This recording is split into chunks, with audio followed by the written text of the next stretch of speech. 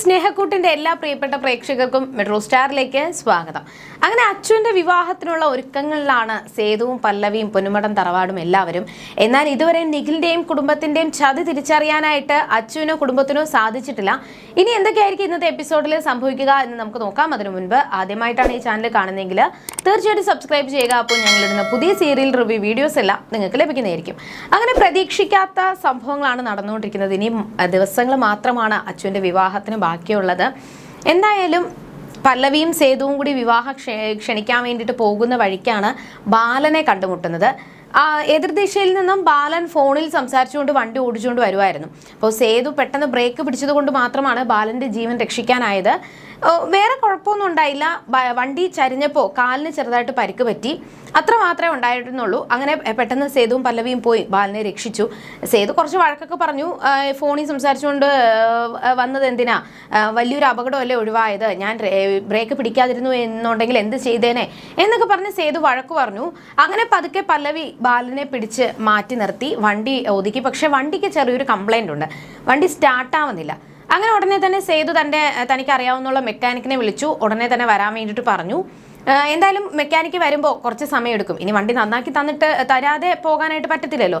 അപ്പോൾ കുറച്ച് സമയം എടുക്കും. ആ സമയത്ത് നമുക്ക് എന്തെങ്കിലും വെള്ളം എന്തെങ്കിലും കുടിക്കാം എന്ന് പറഞ്ഞ് സേതുവും പല്ലവിയും ബാലനും കൂടി ചേർന്നിട്ട് കുറച്ച് മാറി ഒരു ജ്യൂസ് കട ഉണ്ടായിരുന്നു, അവിടെ പോയി ജ്യൂസ് കുടിച്ചുകൊണ്ടിരിക്കുമായിരുന്നു.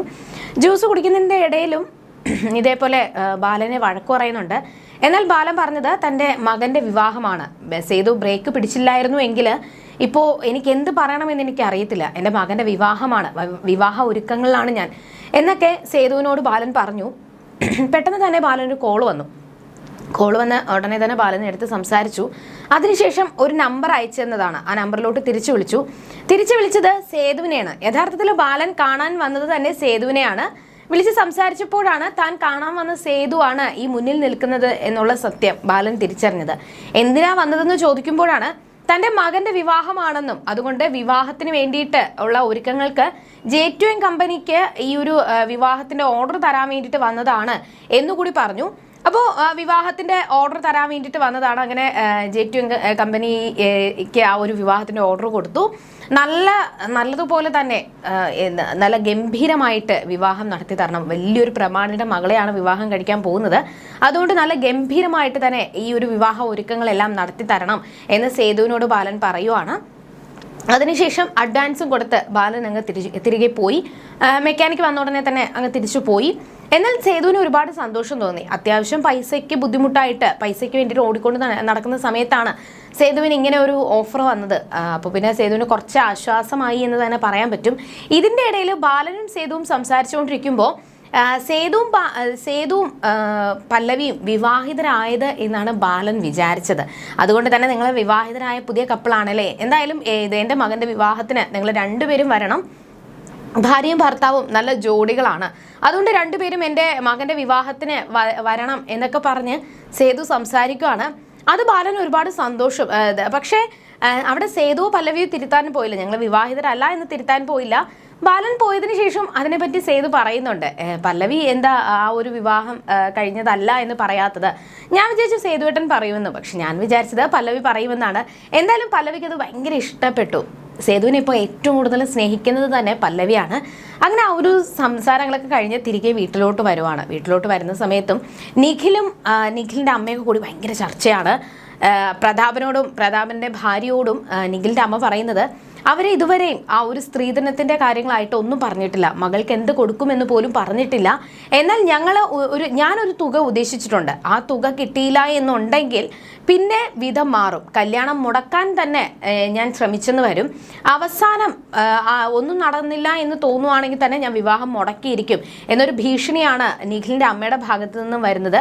നിഖിലും അതേ കാര്യങ്ങൾ തന്നെയാണ് പറഞ്ഞുകൊണ്ടിരിക്കുന്നത്. എനിക്ക് ഈ വിവാഹം നടക്കണമെന്ന ആഗ്രഹമൊന്നുമില്ല, പക്ഷേ ഞാൻ ഒരുപാട് പൈസ പ്രതീക്ഷിച്ചിട്ടുണ്ട്, ഞാനൊരു തുക പ്രതീക്ഷിച്ചിട്ടുണ്ട്, ആ പൈസ കിട്ടും എന്ന പ്രതീക്ഷയോട് തന്നെയാണ് ഞാൻ ഈ വിവാഹം കഴിക്കാനായിട്ട് ഒരുങ്ങുന്നത്. എന്നാൽ ആ പൈസ കിട്ടിയില്ല എന്നുണ്ടെങ്കിൽ പിന്നെ എൻ്റെ വിധവും മാറും, പിന്നെ എന്ത് സംഭവിക്കുമെന്ന് പറയാൻ പറ്റത്തില്ല എന്ന് ഭീഷണി മുഴക്കിയതിന് ശേഷം നിഖിൽ പോയി. എന്നാൽ വല്ലാത്ത ഒരു ഊരാക്കുടുക്കിലാണ് ചെന്ന് പെട്ടിരിക്കുന്നത് എന്ന് അതിനുശേഷമാണ് പ്രതാപന് പോലും മനസ്സിലായത്. തിരികെ വീട്ടിലെത്തുമ്പോൾ പോലും അച്ചു തൻ്റെ വിവാഹത്തെ പറ്റിയുള്ള ചിന്തകളാണ്. ഒരിക്കലും നിഖിലിനെ അച്ചുവിന് ഇഷ്ടപ്പെട്ടിട്ടില്ല. അച്ചുവിനെ ഇഷ്ടപ്പെട്ടത് ഹരിയെയാണ്. എന്നാൽ ഹരി ഒട്ടും തൻ്റെ ആ ഒരു പ്രണയം നിരസിക്കുകയാണ് ചെയ്തത്. തനിക്കൊരിക്കലും സാധിക്കത്തില്ല എന്ന് പറഞ്ഞുകൊണ്ട് നിരസിക്കുകയാണ് ചെയ്തത്. അങ്ങനെ സങ്കടത്തിലിരിക്കുമ്പോൾ സേതു വന്നു. പക്ഷെ അച്ചുവിന് തോന്നിയത് തൻ്റെ അച്ഛൻ മുന്നിൽ വന്ന് നിന്ന് സംസാരിക്കുന്നത് പോലെയാണ്. സങ്കടത്തോടെ ഇരിക്കുന്ന അച്ചുവിനെ ഒരുപാട് തൻ്റെ അച്ഛൻ ആശ്വസിപ്പിച്ച് കെട്ടിപ്പിടിക്കുകയാണ്. അതിനുശേഷമാണ് അച്ചു തിരിച്ചറിയുന്നത് ഇത് തൻ്റെ ഏട്ടനാണെന്ന്. എന്നാൽ തൻ്റെ ഏട്ടനാണെങ്കിൽ പോലും തനിക്കിപ്പോൾ അച്ഛൻ്റെ സ്ഥാനമാണ് എന്നൊക്കെ പറഞ്ഞ് നല്ല സന്തോഷത്തിലാണ്. ഈ സമയത്ത് പല്ലവി പുറത്തുപോയി സങ്കടപ്പെട്ടിരിക്കുമ്പോഴും ഋതു വന്ന് പല്ലവിയെ ഭീഷണിപ്പെടുത്തുവാണ്. ഇവിടെ സേതു ആണെങ്കിലും പൂർണിമ എൻ്റെ അമ്മയാണെങ്കിലും വിവാഹത്തിന് കതിർ മണ്ഡപത്തിലോട്ട് വരാനായിട്ട് നിങ്ങളെ വിളിക്കും. ഒരുപാട് വട്ടം നിങ്ങളെ വിളിച്ചെന്ന് വരും. പക്ഷേ ഒരു കാരണവശാലും നിങ്ങൾ കതിർ മണ്ഡപത്തിൽ കയറാൻ പാടില്ല. ഒന്നെങ്കിൽ ഏതെങ്കിലും മൂലയിൽ പോയി ഇരുന്നോണം, ഇല്ലെങ്കിൽ അടുക്കള ഭാഗത്തെങ്ങാനും നിന്നോണം. അല്ലാതെ ഒരു കാരണവശാലും വിവാഹത്തിന് വന്നു പോകരുതെന്നും അങ്ങനെ വന്നു കഴിഞ്ഞാൽ ഞാൻ പരസ്യമായിട്ട് നിങ്ങളെ ഇറക്കി വിടേണ്ട അവസ്ഥ ഉണ്ടാകും, അതെന്നെ കൊണ്ട് ചെയ്യിക്കരുത് എന്നൊക്കെ പറഞ്ഞ് ഋതു ഭീഷണിപ്പെടുത്തി. എന്നാൽ ഞാൻ ആ ഭാഗത്തോട്ടേ വരത്തില്ല എന്ന് പല്ലവി തന്നെ പറയുമ്പോഴും ഈ കാര്യം ഞാൻ ഇപ്പോൾ ഒരുപാട് വട്ടം നിങ്ങളെ സേതു ആണെങ്കിലും പൂർണിമ അമ്മയാണെങ്കിലും നിർബന്ധിച്ചു എന്ന് വരും. പക്ഷെ ഒരു കാരണവശാലും നിങ്ങൾ വരരുത്.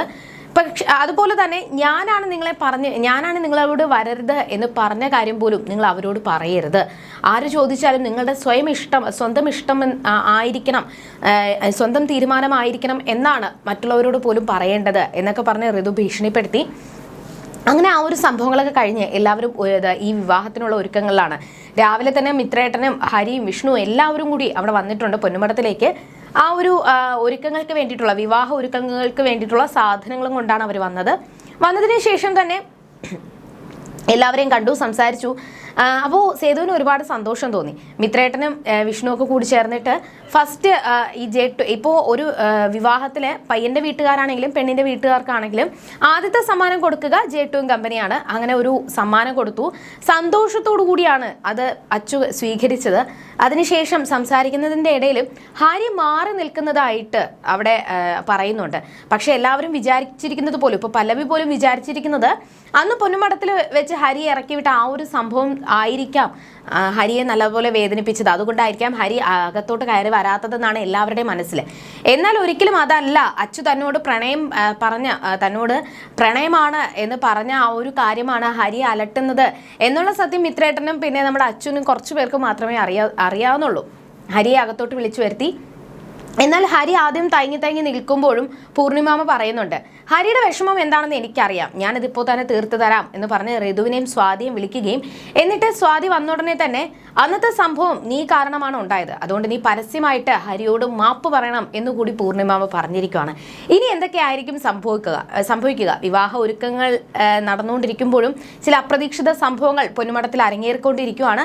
ഇനി എന്തൊക്കെയായിരിക്കും സംഭവിക്കുക എന്ന് നമുക്ക് വരുന്ന എപ്പിസോഡുകളിൽ കണ്ടറിയാം. അതുവരേക്കും ബൈ.